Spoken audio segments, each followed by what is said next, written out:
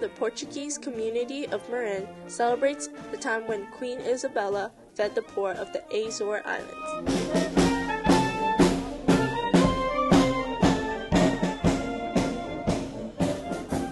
This year, Karen Taylor portrays Queen Isabella. In real life, Karen and her family own and operate the Bivalve Dairy Farm in Point Reyes.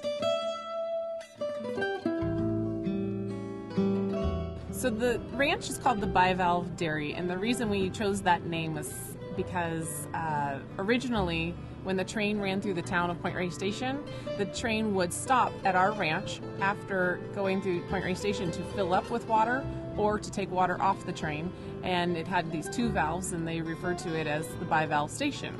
So we have taken that name to put with our dairy, and that is why we came up with the name Bivalve Dairy. I was born and raised in Point Reyes, and I grew up in this house we're sitting in right now, and with my mother. And when I graduated from high school, I went away, didn't want to study cows, didn't want to do the dairy thing, and after becoming involved in the clothing industry and as a teacher for 8 years, I decided I wanted my children to be raised on a dairy. So this is my daughter. Hi, my name's Camilla Taylor, and I was born in Discovery Bay, and when I was about 4 years old, I came here, and now I'm growing up on the ranch, and it's quite fun.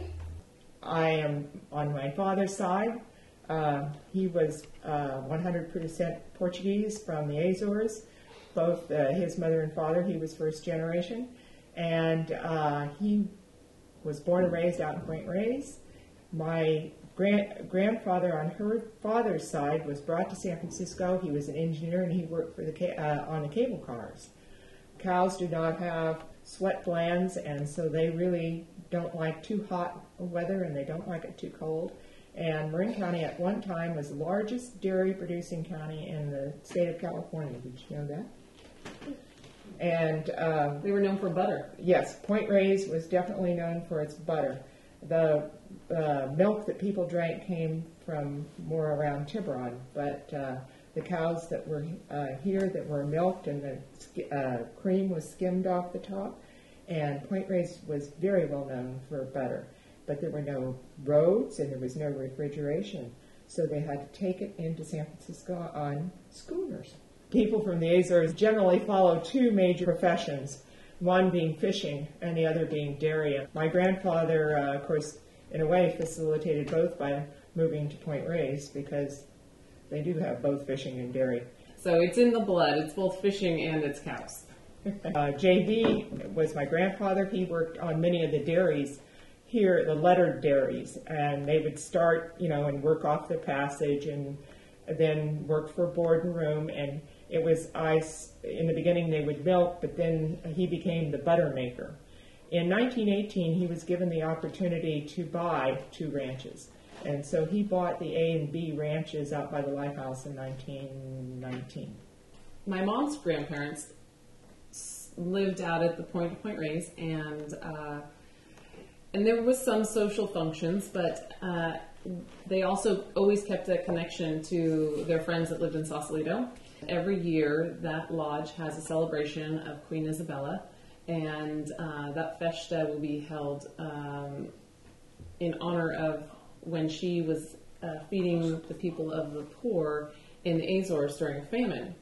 And they have a kind of a traditional food, almost like Jesus feeding the multitudes, because what they do is they take some beef and they boil it with spices, mint being predominant, and then they cut up bread and they serve the broth as well as family style. And then afterwards, they, like many cultures, have their own folk dance, and Portuguese is called the chamarita. And then there's port. That would be one of my favorites. From Porto. Yes, I couldn't understand when I started tasting wine why the port tastes so good, and my mom said that's because you're Portuguese. That's the taste bud that connected.